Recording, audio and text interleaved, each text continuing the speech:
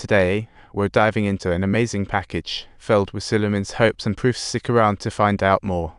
Suleiman carefully took the envelope, treating it like a ticking bomb because hey, she just might have a big plan up her sleeve.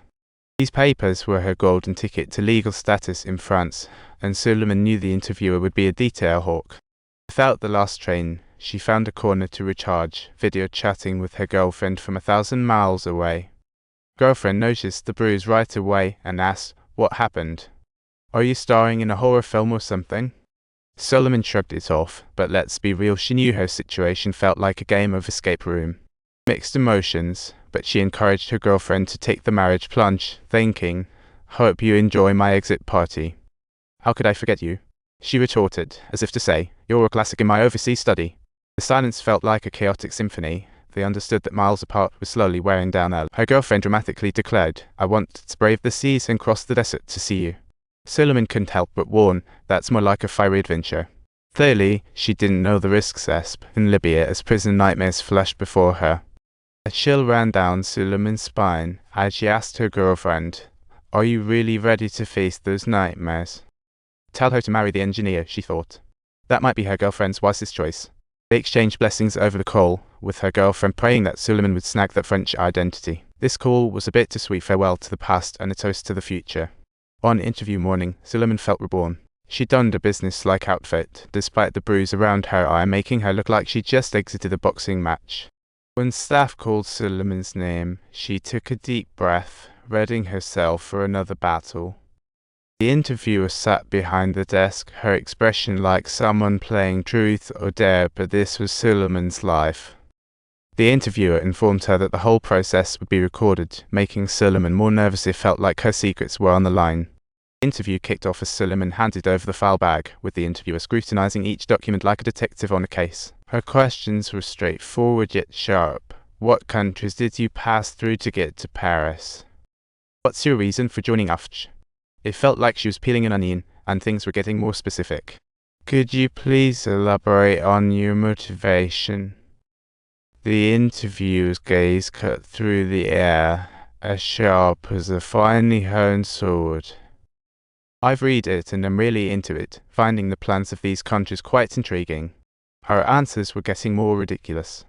For example, in education, we want kids to start learning at 5. We want to boost education scores from 13% to 20%. She found herself slowly stepping into this dream trap. The second part she stammered, as if trying to piece together a puzzle. Helping with your plans. Her mind was starting to spin. Looking for programming, she was speaking more and more nonsensically, like in a magic show gone wrong. It's a secret of an oyster that sounded like an adventure lost at sea. Interviewer asked, "Did you really do that? What did you do?" It felt like a world tour challenge. "Of course, I really did that." Suleiman's mind was in total chaos. "Do you remember your secrets?" She pondered, trying to dig into her inner depths. The interviewer was like a detective on the hunt. The interviewer pointed out that you joined AFCH on March 30, 2019. That's a quick promotion. Just days later, you were elected as a safety secretary. Okay, talk about a fast track. Suleiman felt nervous, but this was just another performance, and improvising became her instinct. "I'm a person with positive vibes. You can ask my soccer team captain." The interviewer pressed for details. Where did the elections take place? And how many candidates were there? Why didn't you encounter other AFCH members in prison? Each question stabbed at her instinctual defenses like a knife. The interviewer calmly wrapped up the questioning, as if to say, "We've already connected the dots to your story. Last week, I've already listened to this story twice." This direct challenge immediately plunged the room into a profound silence. The interviewer told Suleiman, "It's not too late, your real story is what matters." At this crossroads in her life, her mother's figure flashed before her, as if beckoning her. Taking a deep breath, Suleiman decided to share her true story, as if beginning a suspense novel. "When I was 7 years old, my mom was kicked out due to illness. That made me the son of a crazy woman, and I learned the hardships of survival. I was heartbroken about my mom's treatment and decided to do something for her.